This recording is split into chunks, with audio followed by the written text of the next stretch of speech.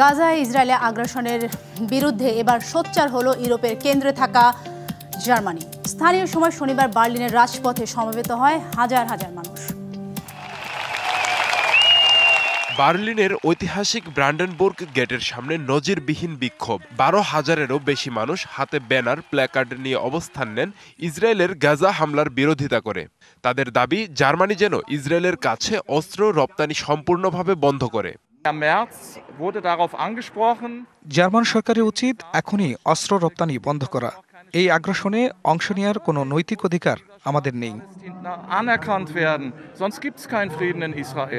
বিক্ষোভের মূল আয়োজক ছিলেন রাজনৈতিক দল সাহারা ওয়াগেননেক্ট অ্যালায়েন্স এর নেত্রী সাহারা ওয়াগেননেক্ট। তার সঙ্গে ছিলেন জনপ্রিয় শিল্পী, মানবাধিকার কর্মী এবং বিভিন্ন শ্রেণী পেশার মানুষ। বিক্ষোভকারীদের দাবি, শুধু জার্মান সরকার নয়, যুক্তরাষ্ট্রেরও ভূমিকা রয়েছে গাজায় ইসরায়েলের অভিযানের পেছনে। তারা বলছেন, আন্তর্জাতিক সম্প্রদায়ের উচিত এখনই যুদ্ধ বন্ধে হস্তক্ষেপ করা এবং ফিলিস্তিনকে রাষ্ট্র হিসেবে স্বীকৃতি দেওয়া।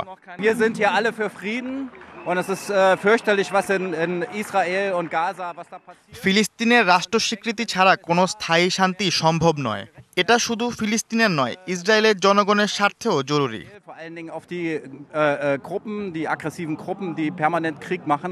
গাজায় যুদ্ধবন্ধের দাবিতে সোচ্চার হচ্ছে ইউরোপ। দেশে দেশে সাধারণ মানুষ চাচ্ছে বন্ধ হোক হত্যাযজ্ঞ। আব্দুল আল মারুফ, ডিবিসি নিউজ ডেস্ক।